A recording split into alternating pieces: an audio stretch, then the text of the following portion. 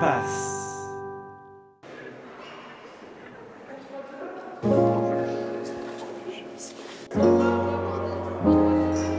Voilà un bon café bien frais.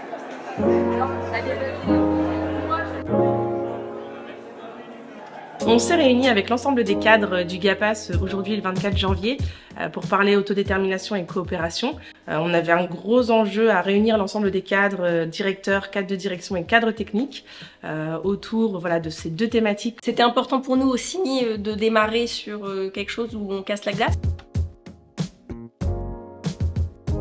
De démarrer sur des petits jeux un peu plus interactifs pour ensuite rentrer dans le vif du sujet avec François Bernard qui a rappelé vraiment les grands principes de l'autodétermination et du travail coopératif et comment on veut continuer à le déployer fortement sur tout le GAPAS et envers la société au sens large. On est très content d'accueillir aujourd'hui ce grand raout du GAPAS avec l'ensemble des équipes. Parce que pour nous, le GAPAS, c'est un résident qui est présent depuis le début, depuis l'ouverture du lieu. On est sur une chouette histoire ou un beau parcours où plus ça va, plus on arrive à intégrer la vingtaine d'adultes accompagnés.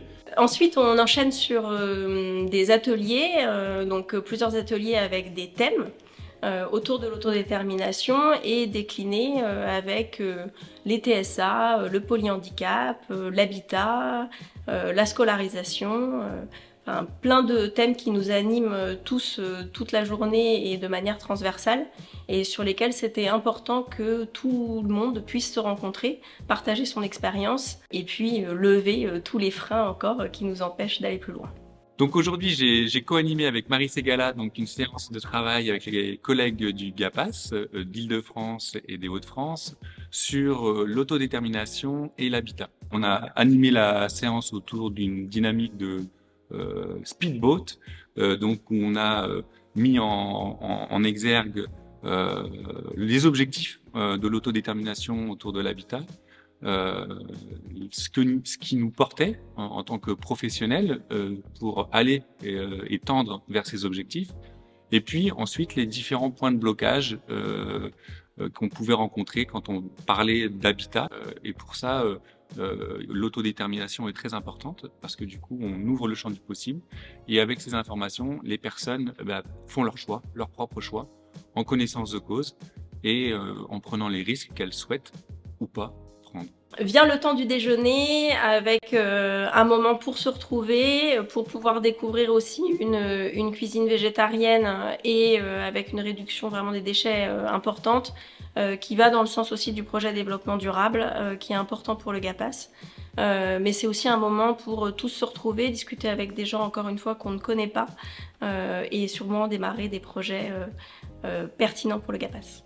L'après-midi, on est parti sur des ateliers vraiment plus autour du travail coopératif, donc toujours sur le même système avec des animateurs et toutes les personnes qui se mélangent pour pouvoir travailler sur un diagnostic vraiment plus 360. L'idée, c'est vraiment de travailler aussi sur sa propre place de manager dans cette organisation-là.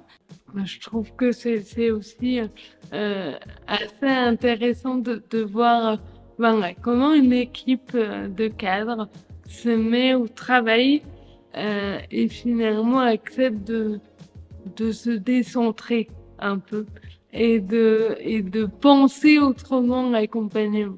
Finalement, on ne peut pas travailler en autodétermination des personnes accompagnées sans travailler en autodétermination des professionnels et des cadres. Et du coup, tout ce dont on a parlé ce matin sur les ateliers et puis cet après-midi sur d'autres ateliers autour de la coopération, finalement, à chaque fois, on peut tirer des fils et les mettre ensemble entre ce qu'attendent les personnes accompagner et ce qu'attendent les professionnels. Voilà pourquoi c'est hyper important de se retrouver en séminaire cadre, de partager les principes d'action, d'entendre François aussi présenter les orientations pour l'année 2023, de partager sur des problématiques et de co-construire l'avenir ensemble.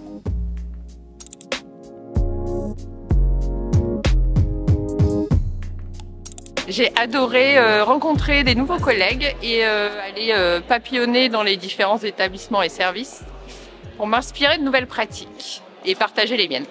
Au top. Très très bien, dynamique, serein, humain et positif.